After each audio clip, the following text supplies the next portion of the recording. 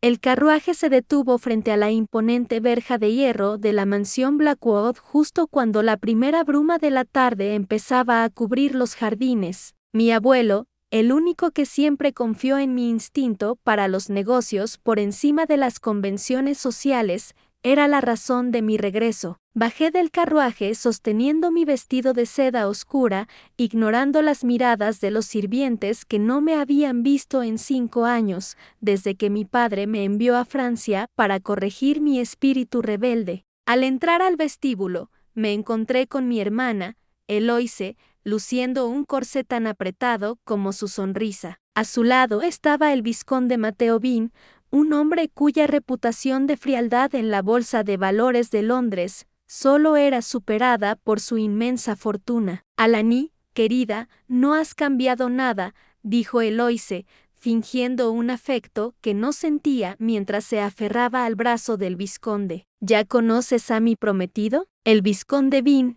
es el nuevo socio principal de nuestro padre. Miré a Mateo Bin a los ojos. No había la cortesía que esperaba de un caballero, sino una chispa de reconocimiento, como si él supiera que yo no era la damisela frágil que mi familia pretendía presentar. He oído hablar de usted, señorita Blackwood, dijo él, inclinándose levemente. Dicen que tiene un talento inusual para los números. Es una lástima que este sea un mundo de hombres. Es una lástima que los hombres crean que el mundo les pertenece, milord, respondí con una reverencia mínima, antes de dirigirme al despacho de mi abuelo. Esa misma noche, el sonido de las risas fingidas y el tintineo de las copas de cristal llenaba el salón de baile, pero yo me sentía como una prisionera en mi propia casa. Mi padre me llamó a su biblioteca privada, un lugar que siempre olía a tabaco y a secretos mal guardados. Al entrar, no solo estaba él, sino también un hombre de mediana edad, con el rostro enrojecido por el alcohol y una sonrisa lasciva que me revolvió el estómago, el barón de Torne. Alani, querida, dijo mi padre, cerrando la puerta con un clic que sonó como una sentencia. El barón ha tenido la gentileza de ignorar tus años de independencia en Francia y ha pedido tu mano. La boda será en 3 días, de forma privada. ¿Una boda? Mi voz salió más fría de lo que esperaba. Padre, el barón está en la ruina y todos en Londres lo saben. Lo que tú quieres es usar mi dote personal, la que mi abuelo me dejó, para pagar las deudas que has contraído con el vizconde Bin. No es una petición, Alani, interrumpió Eloise, emergiendo de las sombras con un abanico en la mano. Si no firmas el contrato matrimonial, el médico de la familia certificará que tu estancia en Francia te dejó mentalmente inestable. Pasarás el resto de tus días en un asilo, lejos de los libros de contabilidad y de esta mansión. El barón dio un paso hacia mí, intentando tomar mi mano, pero retrocedí. Sentí que las paredes de la biblioteca se cerraban sobre mí, hasta que la puerta se abrió de golpe sin previo aviso. Mateo Bin estaba allí, apoyado en el marco de la puerta, observando la escena con una mirada de absoluto desprecio hacia mi padre y el barón. Es una oferta tentadora, Lord Blackwood, dijo Bin, entrando en la habitación con la elegancia de un depredador. Pero me temo que hay un problema legal. La señorita Alani ya tiene un compromiso previo conmigo, y mi contrato, a diferencia del de Torne, no se puede romper. Mateo Bin esperó a que mi padre, lívido de rabia, y el barón de Torne, abandonaran la biblioteca tras su declaración. Eloise salió detrás de ellos, lanzándome una mirada cargada de odio, que prometía venganza. Cuando las pesadas puertas de roble finalmente se cerraron, el silencio en la habitación se volvió sofocante. Mateo se acercó al escritorio, tomó un abrecartas de plata y empezó a jugar con él distraídamente. No me agradezca todavía, señorita Blackwood, dijo, sin mirarme. Su voz era un susurro gélido. No he interrumpido esa farsa por caridad. Su padre es un hombre torpe, pero usted posee algo que él no sabe administrar, los derechos de explotación de las minas del norte que su abuelo le legó en secreto. Se giró hacia mí, acortando la distancia. Su presencia era abrumadora,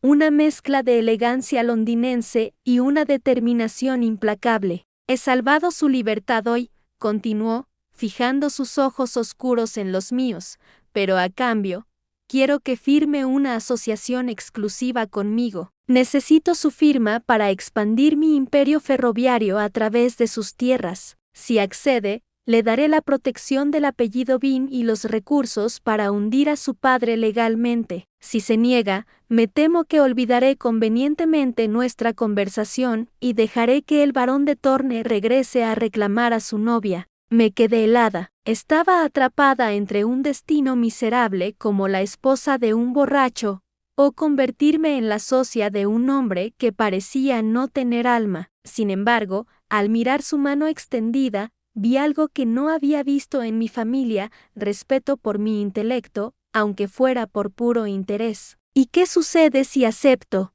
milord?, pregunté, alzando la barbilla. ¿Seré solo una firma en un papel para usted? Mateo esbozó una sonrisa lenta, casi imperceptible, que hizo que mi corazón diera un vuelco extraño en este gélido 19 de enero de 2026. Alani. Creo que ambos sabemos que usted nunca será solo nada. Será la mujer más poderosa de Inglaterra si sobrevive a mi compañía. Tomé la pluma de ganso, pero antes de que la tinta tocara el pergamino, miré a Mateo directamente a los ojos. Él esperaba una firma rápida de una mujer desesperada, pero lo que obtuvo fue una lección de estrategia. Firmaré, milord, dije, con una voz que no tembló, pero solo bajo una condición que añadiremos ahora mismo de mi puño y letra. Usted tendrá el derecho de paso para sus ferrocarriles, pero la propiedad de la tierra y el 50% de los minerales extraídos permanecerán bajo mi gestión directa. Además, el compromiso será solo de palabra ante la sociedad.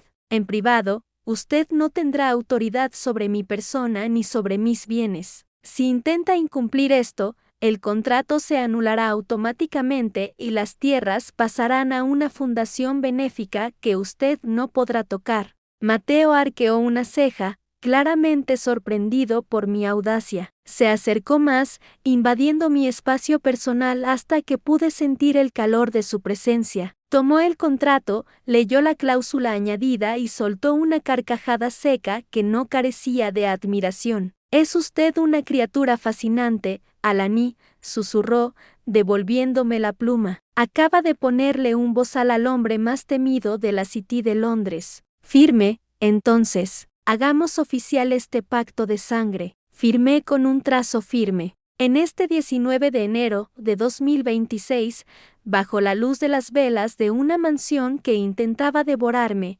acababa de nacer una alianza que haría temblar los cimientos de la aristocracia. Yo ya no era una víctima de mi padre ni el trofeo de un varón. Era la socia del hombre que todos temían y tenía el control de las tierras que él tanto ansiaba. El olor a humo se filtró por las rendijas de mi habitación antes de que el primer grito de alarma rasgara el silencio de la noche. Corrí hacia el ventanal y el corazón se me detuvo. Las oficinas que albergaban los registros de las minas, el único lugar donde descansaban los títulos originales de propiedad de mi abuelo, estaban envueltas en llamas. En la distancia, sexta la silueta de mi padre arrojando una antorcha final, antes de subir a un carruaje para huir. Estaba dispuesto a reducir nuestra herencia a cenizas con tal de que yo no la gobernara. No lo pensé. Me despojé de las pesadas enaguas de mi vestido y, solo en camisola y botas,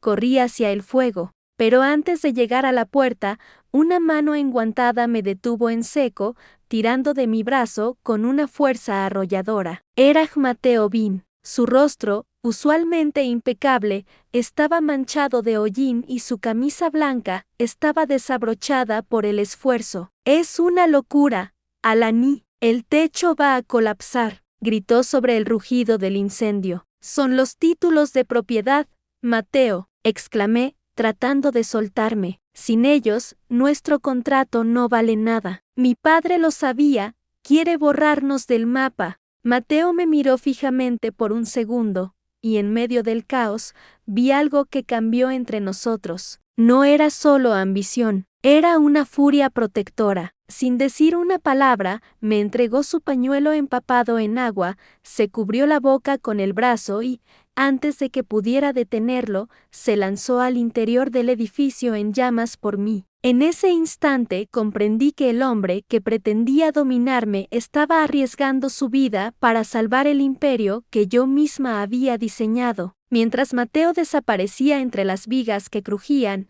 un grito agudo me hizo girar hacia el ala lateral de las oficinas. Allí, atrapada tras una pesada estantería que había colapsado, estaba Eloise. Su vestido de baile se enganchaba en las astillas y el humo empezaba a asfixiarla. Me acerqué, cubriéndome el rostro con el pañuelo húmedo. Sus ojos, antes llenos de veneno, ahora solo reflejaban un terror animal. Ella había ayudado a nuestro padre a encender la mecha, pero él la había abandonado a su suerte sin mirar atrás. Alani, por favor, suplicó, extendiendo una mano temblorosa mientras una viga ardiente caía a pocos centímetros de su cabeza. Me quedé paralizada por un segundo que pareció una eternidad.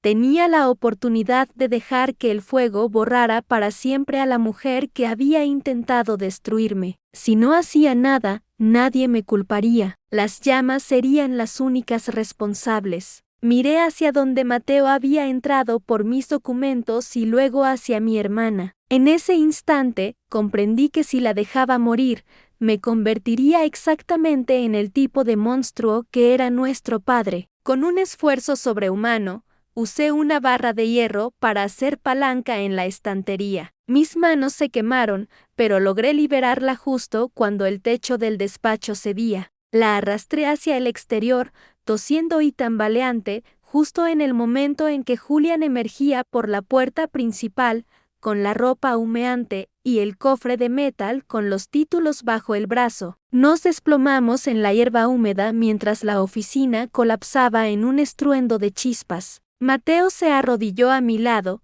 respirando con dificultad, y me puso la mano en el hombro, al ver a Eloise sollozando a mis pies. «Lo has salvado todo, Alani», susurró él, con la voz rota por el humo. «No solo los documentos, también tu alma. Tu padre ha perdido. Ahora, el nombre Blackwood te pertenece solo a ti». El sol del 20 de enero de 2026 salió sobre las cenizas de lo que solía ser el despacho de mi padre. Él fue capturado en el puerto antes de que su barco zarpara, denunciado por el mismo chofer al que se negó a pagar. Eloise, humillada y sin aliados, fue enviada a un convento en el campo, viviendo bajo la caridad de la hermana a la que intentó arruinar. Mateo y yo nos quedamos en la terraza de la mansión, observando las tierras que ahora transformaríamos juntos. Él me entregó el cofre de metal, pero esta vez, cuando nuestras manos, el mundo dirá que somos un escándalo. «Alani», dijo Mateo, mirándome con una devoción que ya no intentaba ocultar. «Una mujer gobernando Minas y un vizconde que sigue sus órdenes». «Que digan lo que quieran, Mateo», respondí, abriendo el cofre para ver mis títulos intactos. «A partir de hoy, las reglas las escribo yo». Él se inclinó y besó mis manos vendadas con una ternura que me recordó que, aunque la guerra había terminado, nuestra verdadera historia apenas comenzaba. En este nuevo mundo que nacía de las cenizas, yo ya no era la heredera de nadie. Era, finalmente, la dueña de mi propio destino.